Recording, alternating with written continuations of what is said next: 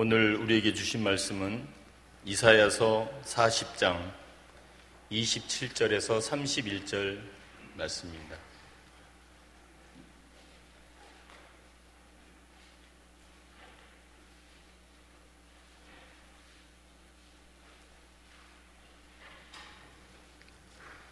야곱아 어찌하여 내가 말하며 이스라엘아 내가 이르기를 내 길은 여호와께 숨겨졌으며 내 송사는 내 하나님에게서 벗어났나 하느냐. 너는 알지 못하느냐 듣지 못하느냐. 영원하신 하나님 여호와 땅 끝까지 창조하신 이는 피곤하지 않으시며 곤비하지 않으시며 명철이 한이 없으시며 피곤한 자에게는 능력을 주시며 무능한 자에게는 힘을 더하시나니 소년이라도 피곤하며 곤비하며 장장이로도 넘어지며 쓰러지되 오직 여호와를 앙망하는 자는 새 힘을 얻으리니 독수리가 날개치며 올라감 같을 것이요 다른 박질하여도 곤비하지 아니하고 악했고 걸어가도 피곤하지 아니하리로다. 아멘. 할렐루야. 제가 이 영접교회 예배당에 두 번째 들어왔습니다. 언제 왔나 싶으실 겁니다. 제가 신흥교회 부임하고 저희 집 아이가 영주 어린이집을 한 1년인가 2년인가를 다녔습니다. 막내 아이가.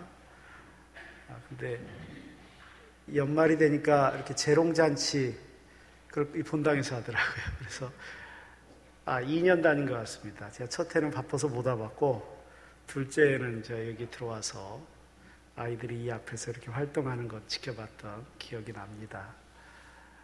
가까운 데 교회가 있는데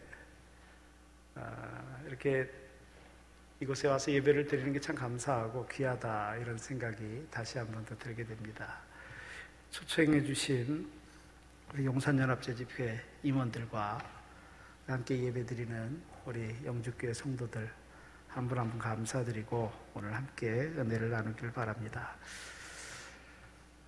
청소년들에게 필독서라고 하는 책들이 좀 있습니다. 그래도 청소년 시기에 이런 책은 읽어봐야지 이렇게 권하는 책 중에서 꼭 빠지지 않는 책이 있는데 리처드 바크가 쓴 갈매기의 꿈이라는 책이 있습니다. 아마 읽어보신 분들이 많이 계실 것 같아요. 그런데 이 갈매기의 꿈이라는 책에 등장하는 주인공 갈매기가 있는데 이 갈매기는 이름도 있습니다. 조나단 리빙스턴 시걸이라는 이름을 가지고 있습니다.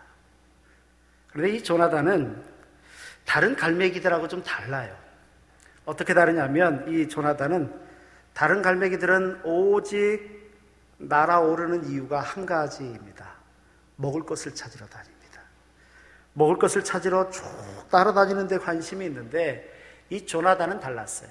조나단은 먹는 것보다 더 중요한 나는 것에 관심을 가지고 있었습니다. 어떻게 날 수 있을까? 그의 간절한 바람은 더 어떻게 하면 더 빨리? 어떻게 하면 더 멀리? 어떻게 하면 더 높이 날 수 있을까? 항상 이게 고민입니다. 책에 보면 그런 표현이 있어요. 대부분의 갈매기들은 비상의 가장 단순한 사실 이상의 것을 배우려고 쓰지 않는다. 즉 먹이를 찾아서 해변을 떠나고 돌아오는 것 이상은 배우려고 하지 않는다. 대부분의 갈매기들에게 있어서 중요한 문제는 나는 것이 아니라 먹는 것. 하지만 이 조나단에게는 먹는 게 문제가 아니라 나는 게 문제였다. 조나단 리빙스턴 시걸은 나는 걸 너무 사랑했다. 그러면서 자꾸 이 조나단이 이야기를 하고 다니니까 다른 갈매기 사회에서 이 조나단을 요즘 아이들 말로 왕따를 시키기 시작했습니다. 제목 분별 없는 무책임. 이게 제목이었어요. 왕따를 시키니까 이 조나단은 다른 갈매기들과 살지는 못합니다. 저쪽 절벽에 가서 따로 둥지를 틀고 살게 됐습니다. 그러면서 그는 이야기합니다. 삶의 의미와 더 높은 목적을 추구하는 갈매기보다 더 책임감 있게 사는 갈매기가 세상에 어디 있겠는가? 수천 년 동안 우리는 물고기 대가리를 찾으러 다녔지만 그러나 지금 우리는 살아가야 될 이유가 있다. 배우고 발견하고 자유롭게 될 이유를 가지고 있다 이야기합니다. 그리고 나는 것을 더 연습합니다. 어떻게 하면 더 멀리, 더 빨리, 더 높게 날 수 있을까? 이것을 가지고 고민하다가 드디어 어느 순간 이 조나단은 더 멀리, 더 높이 날 수 있는 기술을 터득하게 돼서 높은 곳까지 올라가서 보니까 깜짝 놀랐습니다. 거기에는 자기하고 똑같은 이상을 가진 한 무리의 갈매기들이 있더라는 거예요. 밑에서 물고기 대가리만 찾으러 다닐 때는 전혀 알 수 없었는데 그 위에 올라가서 보니까 똑같은 이상을 가지고 살아가는 또 다른 한 무리의 갈매기를 만나게 되고 삶의 새로운 의미와 기쁨을 발견하게 된다. 이것이 갈매기의 꿈에 나오는 큰 주제라 할 수 있습니다. 이 이야기가 말하는 게 있습니다. 뭘 이야기하냐면 주어진 현실이 있습니다. 그런데 이 주어진 현실에 만족하지 않고 어떻게 하면 더 높이 날 수 있을까? 더 멀리 날 수 있을까? 어떻게 하면 지금 환경보다 또 다른 환경을 만들어갈 수 있을까? 어쩌면 인간의 실존의 문제입니다. 어쩌면 인간의 영혼에 대한 갈망의 문제가 이 안에 다 담겨져 있더라는 것입니다. 우리가 늘 찾아야 될 것, 구해야 될 것, 마음 가운데 가져야 될 것이 무엇인가? 내가 무엇을 바라보고 나아가는 것이 가장 보람 있는 것인가? 알게 되는 것이 바로 이때였다는 것입니다. 현대인들에게 가장 큰 특징이 하나가 있다면 항상 삶에 지쳐 있다는 겁니다. 늘 지쳐 있습니다. 사회가 복잡해지고 다변화됐습니다. 공부할 게 얼마나 많았는지 모릅니다. 갖춰야 될 기술이 너무 많았습니다. 과거에는 농사 짓는 것 하나만 알고 있어도 살 수 있었습니다. 그런데 지금은 생존 자체가 배울 게 너무 많습니다. 어른들은 스마트폰 하나만 배우는 것도 힘들지 않나요? 여기는 다 하신가 봅니다. 저는 젊은데도 스마트폰 사면 우리 집 아이는 직관적으로 타타타타 가는데 저는 못 갑니다. 아직도 제 휴대폰에서는 벨소리가 삼성 기본 음소리입니다. 바꾸고 싶은데 시간도 없지만 어떻게 바꾸는지 잘 모르겠습니다. 불편하지 않으니까 써요. 거의 저 같은 경우 거의 대부분 진동해 놓고 쓰다 보니까 벨소리 별로 의미 없긴 하지만 그래도 어디서 전화 왔을 때 찬송가 소리 그윽하게 나면 정말 좋겠다 이런 생각하는데 아직도 못 바꾸고 있습니다. 배워야 될 게 참 많아요. 이거 모르면 마치 사회에 뒤떨어지는 것처럼 그렇게 되기도 해요. 이게 참 문제 있는 거 아닌가요? 어쩌면 생각해보면 우리 모두는 이 조나단처럼 인생의 날개짓들을 하고 있는지 모르겠습니다. 그런데 이 날개짓이 무엇을 목표로 하고 있는가? 다른 일련의 갈매기들처럼 바닷가에 나가 물고기 대가리 하나 잡아오는데 최선의 목표를 다하고 있는가? 아니면 또 다른 것을 찾기 위한 몸부림과 같은 모습으로 날개짓을 하고 있는가? 현대인들은 잘 못하다 보니까 제일 많이 현대인들에게 걸리는 병이 우울증이래요. 그러다 보니까 무기력증에 빠진다. 참 힘들다는 거예요. 자꾸 지쳐요. 그런 피곤들이 쌓이면 우리가 뭐 여러 가지 방법으로 피곤을 해소하죠. 여름에 1년 동안 버텼다가 여름 휴가 내가 뭔 찐하게 한번 갔다 온다. 일주일 동안 열심히 일했으면 내가 주일날 예배 끝나고 집에서 한번 푹 잔다. 어떤 형태로든지 풀 수 있을 것만 같습니다. 그런데 인생 자체가 주는 아주 본질적인 피곤함들이 있습니다. 질병, 고뇌, 실패, 불안, 뭔가 이루어야 되는데 불확실한 미래. 어떤 이런 본질적인 이런 피곤함 앞에서 오늘 우리는 어떤 반응을 과연 가져야 될까요? 어떻게 해야 우리가 힘을 낼 수 있을까요?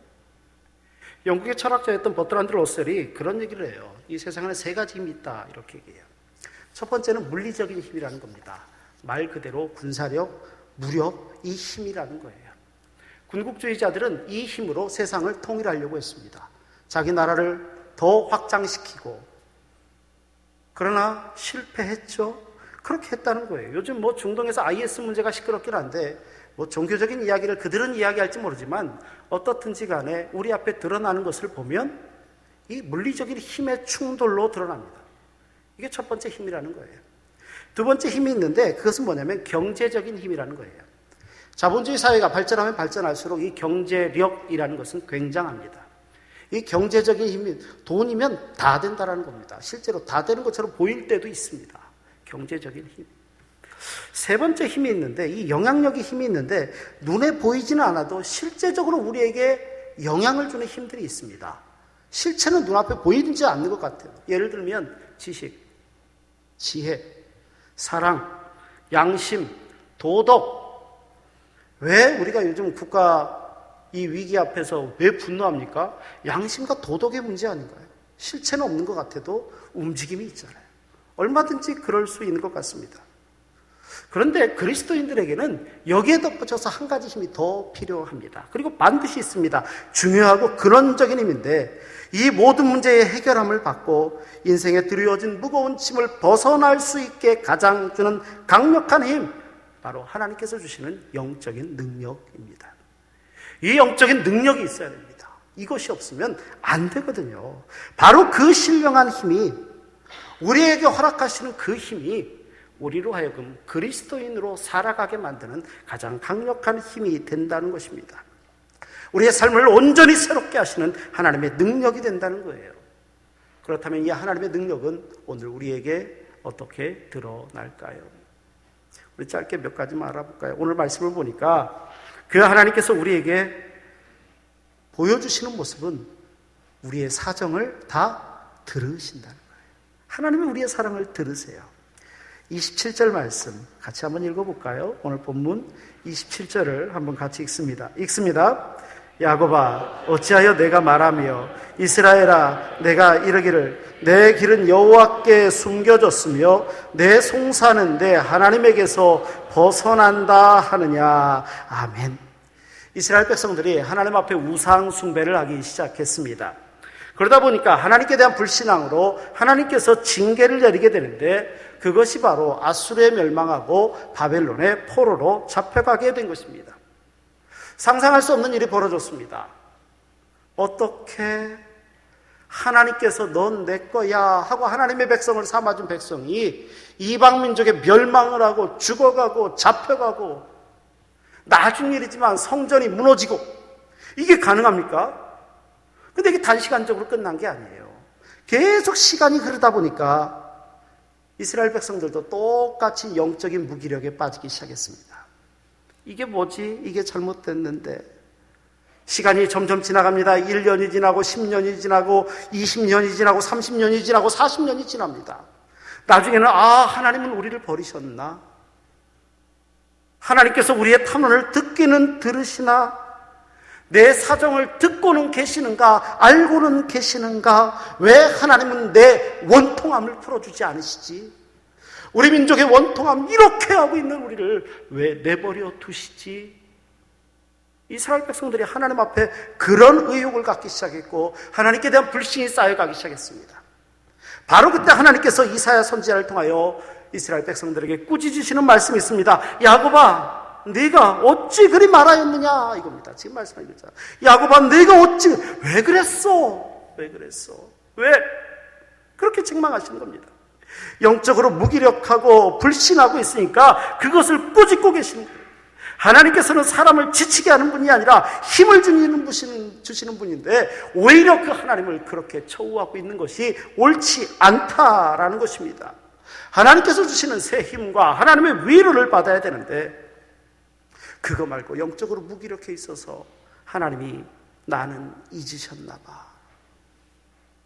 하나님께서 날 기억하고 계시긴 하실까? 이런 상태에 있을 때 들려오는 말씀, 야곱아, 내가 어찌 그렇게 말해? 그러면 안 되지. 야곱아, 어찌하여 내가 말하며, 27절 초반부터 그 말입니다. 왜 그렇게 이야기하는 거예요? 왜? 물론 누구라도 삶에 지쳐 쓰러져 있을 수 있습니다. 누구라도 그럴 수 있습니다. 혹시 오늘 이 자리에 예배한 우리 가운데도 왠지 모를 불안감과 내 바른대로 되어지지 않는 여러 여건들 속에서 지치고 힘들어 지푸라기 하나라도 짚는 심정으로 주 앞에 나와 예배하는 분들 계십니까? 아니면 우리 환경 속에서 하나님 앞에 간절히 붙잡고 기도하며 나아가길 원하는 무엇인가가 우리의 마음을 가득 채우고 있는 분은 혹시 없습니까? 그러면 우리의 시선을 돌려야 됩니다. 그리고 하나님을 바라볼 수 있어야 합니다.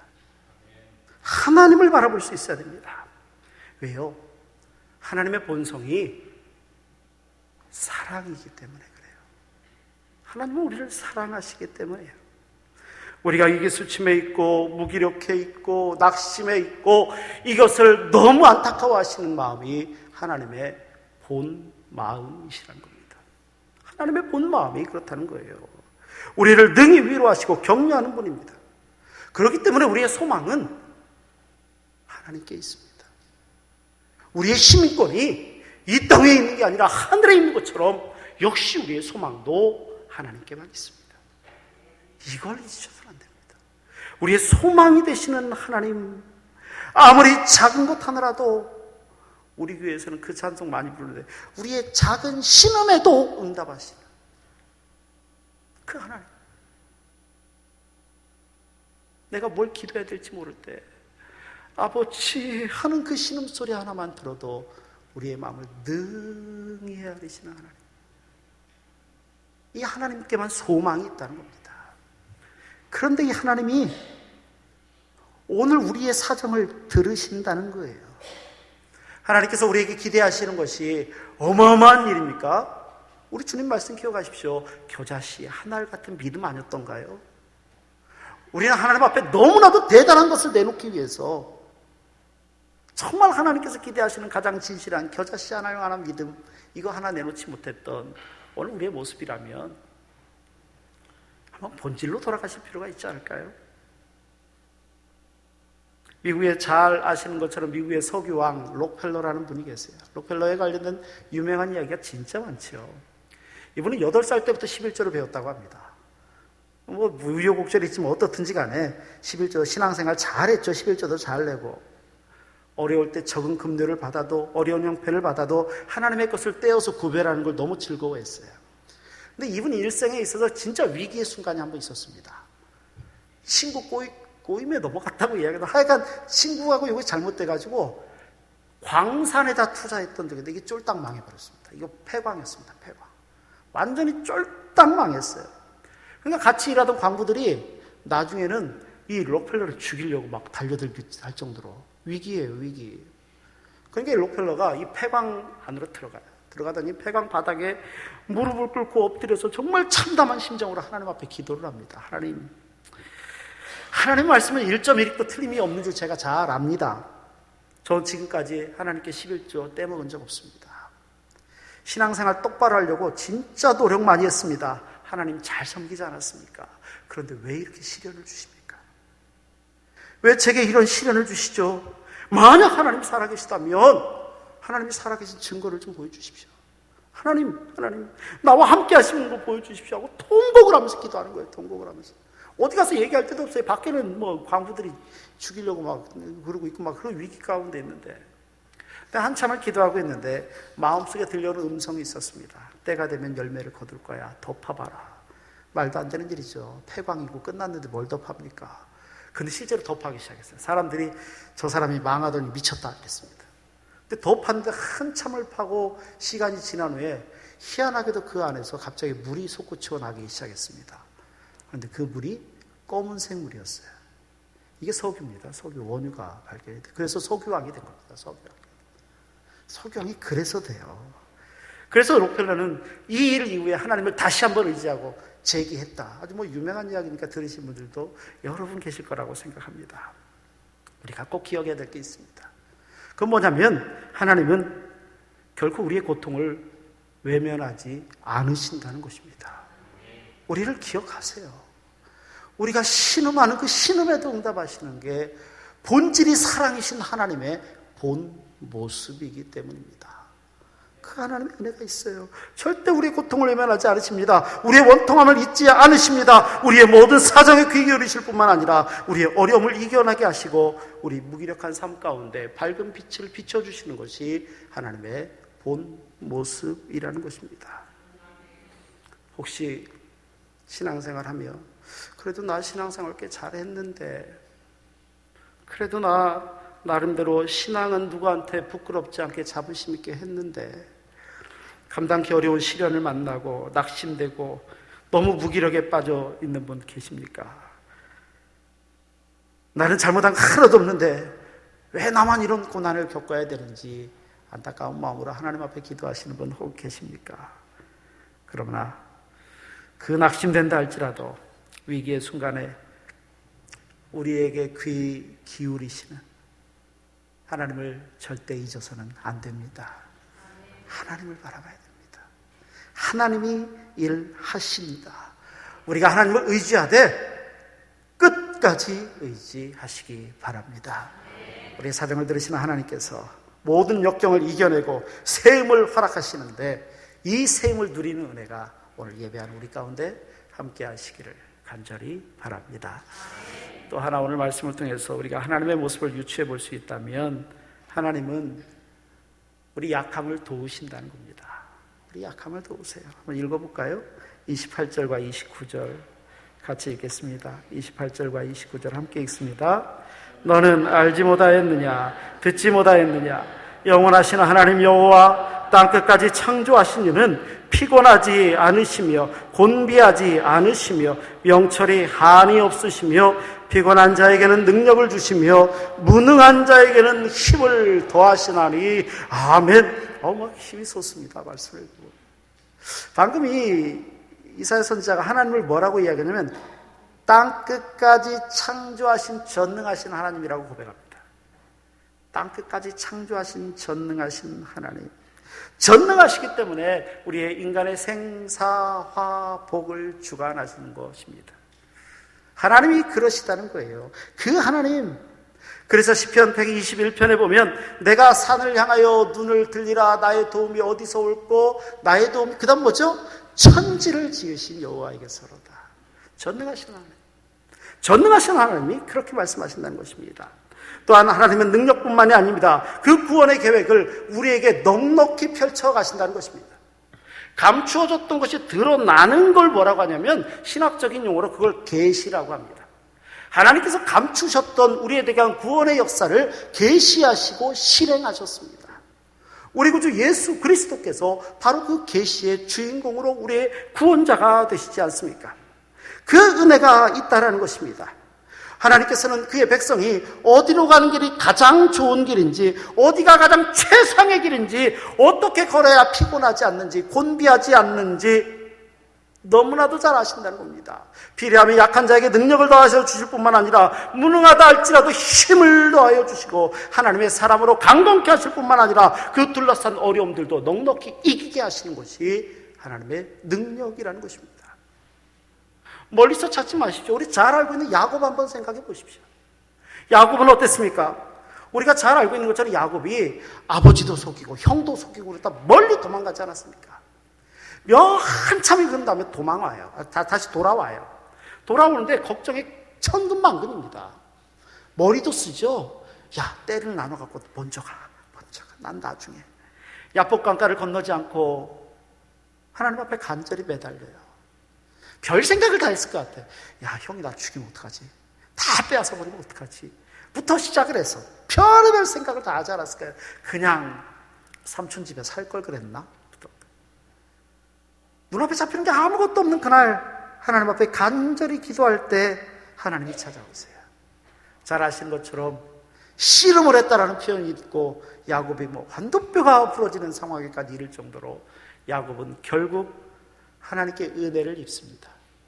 심지어 이름도 야곱에서 이스라엘로 바뀌는 은혜가 바로 거기서 나왔거든요. 어떤 희망도 없었어요. 어떤 낙도 없었습니다. 어떻게 해야 될지 도무지 알지 못할 것만 같아서 기껏 머리 꼼수 썼다는 것이 자식들 먼저 보내고 종들 먼저 보내고 재산 먼저 보내고 재산도 한때 두 때 나눠서 먼저 보내고 나중 보내고 이 머리밖에 못 쓰고 있는 그가 하나님 앞에 간절히 기도하니 하나님이 길을 여시더라는 거예요. 어떤 일이 있었는지 설명 안 드려도 잘 아시지 않습니까? 하나님이 그렇게 구원하시더라는 거예요. 세상에서는요, 무능하고 이용할 만한 가치가 떨어졌다 싶으면 그냥 다 용도 폐기해버립니다. 청년이 남았는데도 조기 퇴직하라고 그러고 막 그래요. 세상 기준은 둘 중에 하나 선택을 할 때 이게 아니고 이거면 그간의 모든 것들을 그냥 내려버려 이걸 바로 선택을 해버려요. 이게 세상적인 기준인 것 같습니다. 그런데 하나님은 안 그러십니다. 하나님은 피곤한 자를 일으키실 뿐만 아니라 무능한 자에게 힘을 더하신대요. 뿐만이 아니라 상한 갈대도 꺾지 않으시고 꺼져가는 등불도 끄지 않으시고 하나님의 모습입니다. 우리를 구원하시고 구원의 길을 열어주신 하나님, 이 하나님께서 연약한 자를 도우시고 상하고 지친 자들을 일으켜 세우실 뿐만 아니라 무능한 자들을 일컬어 들어 사용하셔서 하나님의 놀라운 새 역사를 이어가신다는 것입니다. 이 하나님의 은혜가 있습니다. 누가 이런 능력을 맛볼 수 있겠습니까? 바라기는 오늘 우리가 그분의 도우심을 의지하며 하나님의 능력을 힘입으시기를 간절히 바랍니다.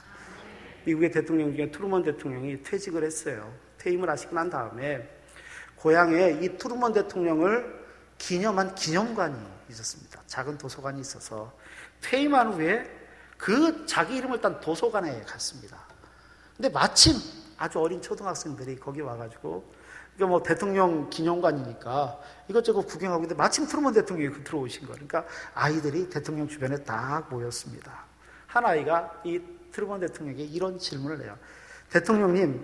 대통령님께서는 제 나이 때, 그러니까 어린 나이 때죠. 제 나이 때 굉장히 인기 있는 반장이셨죠? 이렇게 물어본 거예요. 반장이셨죠. 근데 트루먼 대통령이 뭐라고 대답을 했냐면, 아니, 난 정반대였어. 눈이 나빠서 안경이 없으면 맹인과도 같았고 아무 재주도 없고 운동에도 소질이 없어서 누가 한쪽에서 큰 소리라도 나면 무서워서 벌벌 떨었었어. 아이들은 깜짝 놀란 거예요. 그렇게 존경받는 전직 대통령이 어렸을 때 자기 나이 때 그랬다는 거예요. 그러니까 깜짝 놀라서 눈을 크게 떠서 이렇게 또 반문을 했어요. 아니 그런데 어떻게 대통령이 되셨어요? 그때 이렇게 대답했습니다. 나 성경 말씀을 읽었지. 하나님께서 함께 하시면 능치 못할 일이 없다는 그 말씀을 난 읽었어. 그리고 나는 그 말씀 믿고 의지하고 어떤 일을 하든지 중단하거나 포기하지 않고 끝까지 노력했단다. 왜? 내 뒤에는 하나님이 계시거든. 하나님이 계시거든. 하나님은 지쳐버리시기에는 너무 큰 능력을 가지신 분이십니다. 우리에게 날마다 하나님의 은혜를 베풀어 주시는 그 은혜가 있습니다. 무궁한 능력을 가지고 계십니다. 그래서 시편 121편 4절 이스라엘을 지키시는 자 졸지도 주무시지도 않고 여호와께서는 너를 지키시는 자라 내 우편에 그늘 되시고 낮에 해도 밤에 달도 너를 상하게 하지 않는다. 성경 시인의 고백 아닙니까? 그 하나님의 은혜라는 것이에요. 그 하나님의 은혜. 늘 깨워 눈동자와 같이 우리를 지켜 보호하시는 하나님의 능력이 있습니다. 우리의 연약함을 도우시는 하나님의 은혜가 우리의 삶을 관통하여 흐르고 있습니다. 그 은혜를 기억하시고 누리시며 이 땅 가운데 하나님의 은혜를 받아 누리고 살아가시는 우리 모두가 되시기를 간절히 바랍니다. 마지막으로 한 가지만 더 볼게요. 하나님께서 함께하는 그들에게 새로운 차원의 능력을 주시더라는 겁니다. 31절 한번 읽어보겠습니다. 31절입니다. 오직 여호와를 앙망하는 자는 새 힘을 얻으리니 독수리가 날개치며 올라감 같을 것이요 다른 박질하여도 곤비하지 아니하겠고 걸어가도 피곤하지 아니하리로다. 아멘. 하나님을 앙망하는 사람은 전혀 다른 차원의 하나님의 힘을 주시는데 여기서 이 앙망이라는 말은 그 히브리어 원어의 뜻은 어떤 뜻을 가지고 여러 가지 물건들을 하나하나 다 모아서 하나로 묶는다라는 의미가 이 앙망의 원어적인 뜻입니다. 무슨 말이냐면 우리의 마음에 소원이 있습니다. 바람이 있습니다. 기대가 있습니다. 욕구가 있습니다. 이 모든 것들을 하나로 묶어서 하나님을 바라보는 것. 이게 앙망이라는 것입니다. 우리가 신앙으로 바라는 겁니다. 앙망하는 것입니다. 그게 앙망하는 삶이에요. 뭐라고 해요? 이 하나님을 앙망하는 사람은 마치 독수리의 날개치며 올라감 같다는 겁니다. 기록을 보니까 독수리가 올라가는 높이가 몇 미터까지 올라가는지 아세요? 약 4,000m를 올라간답니다. 백두산 가보셨습니까? 저는 백두산 몇 번 가봤는데 높습니다. 그런데 백두산 높이가 2,774m. 4,000m는 굉장합니다. 그런데 이 독수리한테는 능력이 또 있어요. 무슨 능력이냐면 새들 중에 순식간에 탁 치고 한꺼번에 비상하는 능력은 이 독수리를 따라올 자가 없다는 겁니다. 반대로 그 높은 데서 바닥에 아주 정말 쥐 한 마리라도 지나가는 뭐 굉장히 좋은 시력을 가지고 있는데 내려와서 잡을 때는 차마 말로 하지 못할 때 어마어마한 속도로 내려가 탁 치고 또 올라간다는 거예요. 쫙 올라가. 이 비상하는 능력이 있다는 거예요. 이 독수리에 놀라운 능력이 있는데 하나님을 앙망하는 사람, 오직 온 마음으로 하나님을 바라보는 사람, 그 사람이 독수리와 같다는 겁니다. 그렇게 새 힘을 허락하신다는 것입니다. 하나님을 앙망하는 바로 그러한 하나님의 백성들에게 하나님이 이런 능력을 주신다 말씀하신 겁니다. 처음에 시작할 때 이야기했던 갈매기, 조나단 리빙스턴 시갈처럼 이 독수리처럼 가장 높은 곳을 향하여 나아갈 때 바로 그곳에 머물러서 아래를 바라볼 때 우리의 문제는 다 저 밑에 있는 요만한 불가에 불과 보인다는 거예요. 우리 시각이 바뀔 필요가 있다는 겁니다. 시각이 전혀 다른 환경을 경험할 수 있다는 것입니다. 그래서 영국의 경제학자였던 존 스튜어트 밀이 그런 얘기를 해요. 이해관계로 모인 99명보다 한 사람의 신앙이 더 강하다. 이해관계로 모인 것보다 한 사람의 신앙이 훨씬 더 강하다. 왜 신앙인이 강하냐? 하나님을 앙망하는 그 사람에게 하나님께서 독수리와 같은 새 힘을 주시기 때문입니다. 이제 말씀 마치겠습니다. 굉장히 불행한 한 예술가가 있었습니다. 얼마나 불행했냐면 이 사람은 10살이 되기 전에 벌써 고아가 됐습니다. 그런데 동생들 키우느라고 얼마나 수고했는지 몰라요. 정말 제대로 어떻게 하지 못했어요. 어른이 돼서도 고통은 계속 이어졌습니다. 결혼한 지 13년 만에 아내가 죽었습니다. 그리고 자식들을 여럿 낳았는데 자식들 중에 절반은 10살이 되기 전에 죽었습니다. 살아남은 자식들 중에 하나는 정신지체까지 있었습니다. 인생 말년에는 시력을 잃어버렸어요. 시력을 거의 잃어버렸어요. 뿐만 아니라 뇌출혈을 만나가지고 반신불수를 당하기까지도 했었습니다. 근데 이 사람은 어려서부터 그때까지 하나님을 철저하게 신뢰합니다. 철저하게 앙망합니다. 그리고 그 불행한 나날과 어려운 역경들을 이겨냅니다. 그리고 열심히 작품을 씁니다. 그리고 그의 작품의 첫머리에 뭐라고 쓰냐면 그리스도의 이름으로, 마지막에는 오직 하나님께 영광. 그 유명한 존 세바스찬 바하입니다. 그 아름다운 음악이, 불후의 명작들이 그렇게 남겨졌다는 것입니다. 이겨내기 힘든 여건 속에서도 하나님에 대한 소망을 잃지 않았기 때문에 오늘 수많은 사람들의 영혼의 울림이 있는 음악들로, 특별히 기독교 음악에 굉장하지 않습니까? 하나님께서는 새 힘을 주실 뿐만 아니라 자빠지고 넘어졌습니까? 일으켜 세우십니다. 뿐만이 아니라 걸어가던 인생이 달려가던 인생이 어쩌면 날아오르는 인생이 될 수 있는 그 은혜를 여호와를 앙망하는 사람에게 주시겠다 말씀하고 있습니다. 오늘 우리의 삶을 무기력하게 만드는 것은 도대체 무엇입니까? 피곤하고 지쳐서 움직이고 싶지도 않게 만드는 것은 무엇인가요? 우리 신앙이 매너리즘에 빠져서 야, 이거 진짜 하기 싫다, 이렇게 만드는 요소가 어디 있습니까? 피곤치 아니하고 곤비치 아니하고 새 힘을 허락하시는 하나님을 바라보시기 바랍니다. 그리고 우리가 똑같은 믿음의 날개를 가지고 하나님이 주시는 새 힘으로 독수리의 날개치며 올라감 같은 그 놀라운 능력으로 하나님께서 맡겨주신 사명을 감당하며 영주교회를 섬기고 또 용산연합회의 재직회를 넉넉히 섬겨서 이 용산 지역에 푸르고 푸른 그리스도의 계절과 같은 하나님의 나라를 이루어가시는 하나님의 백성들 되시기를 간절히 바랍니다. 기도하시겠습니다. 거룩하신 하나님, 감사합니다. 오늘 저희들을 그리스도인으로 삼아 주시고 구원의 은혜를 베푸셨을 뿐만 아니라 이 밤에 나와 함께 예배드릴 수 있도록 은혜 내려주시니 감사합니다.